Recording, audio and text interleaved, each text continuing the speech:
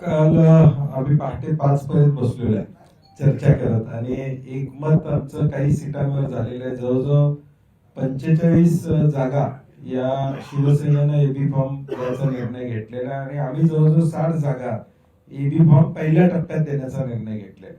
आता आज आमचे फॉर्म भरून झाल्यानंतर राहिलेली चर्चा देखील बाकीचं पण एकमत झालेलं आहे आमचं.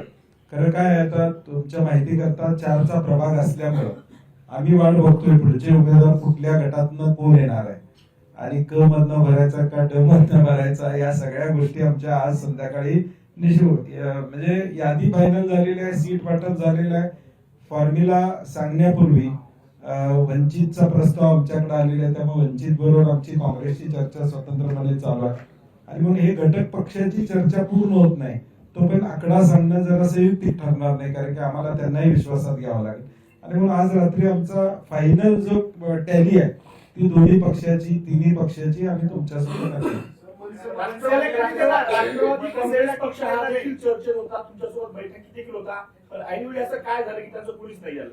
त्यांना तो प्रश्न त्यांना विचारायला पाहिजे. आमची चर्चा राष्ट्रवादीवर 2 वेळा झाली, माझी चर्चा वारंवार त्यांच्यावर होत होती.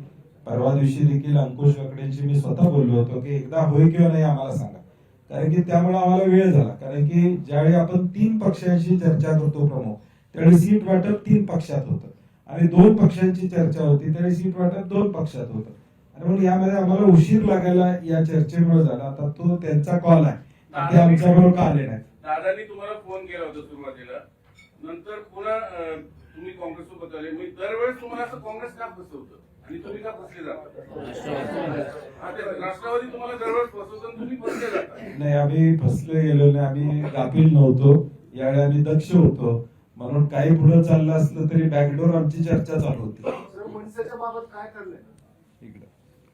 नाही, जसं सांगितल्याप्रमाणे की आमचे सीट शेअरिंगचा फॉर्म्युला आता झालेला आहे.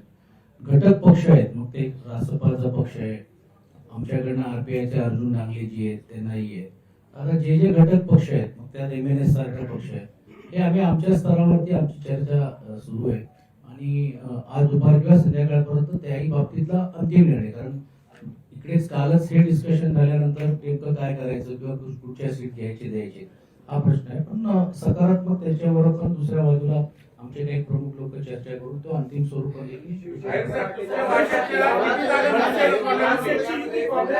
किती जागा